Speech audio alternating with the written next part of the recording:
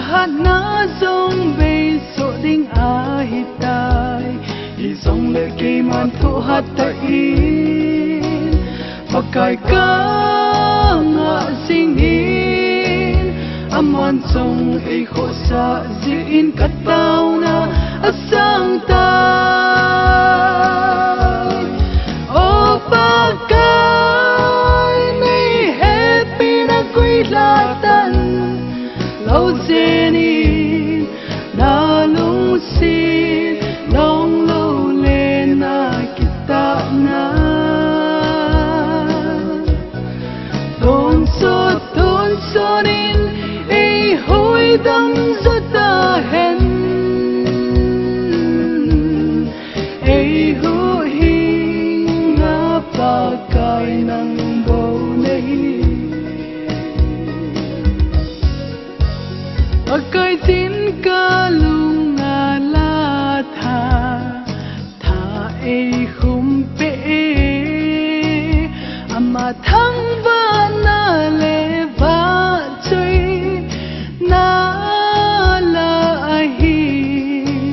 mitin in alo pina moving tin ama tha na sing si abo king I so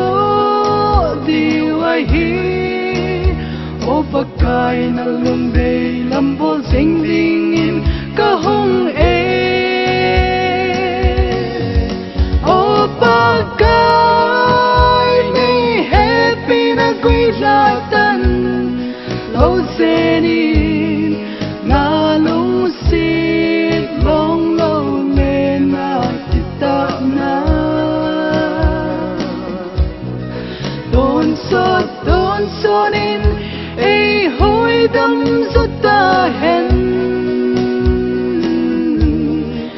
ay huhing nga Pakai ng bonay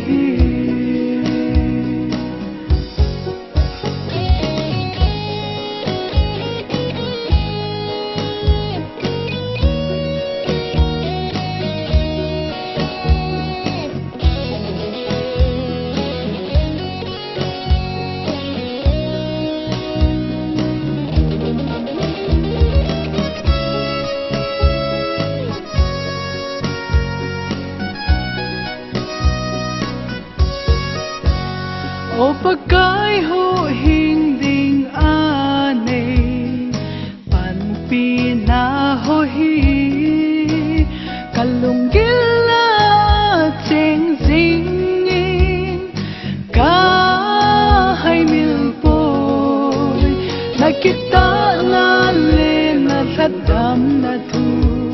kay man say pung le zing zing tangi say lan sa trôi lên nghe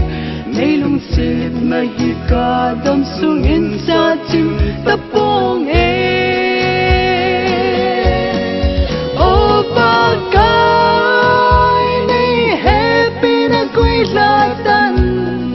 lâu zenin mà lung xịt long lâu lên na kita na tôn so nin ay hoi dam zata hen ay huhing nga Pakai ng bonay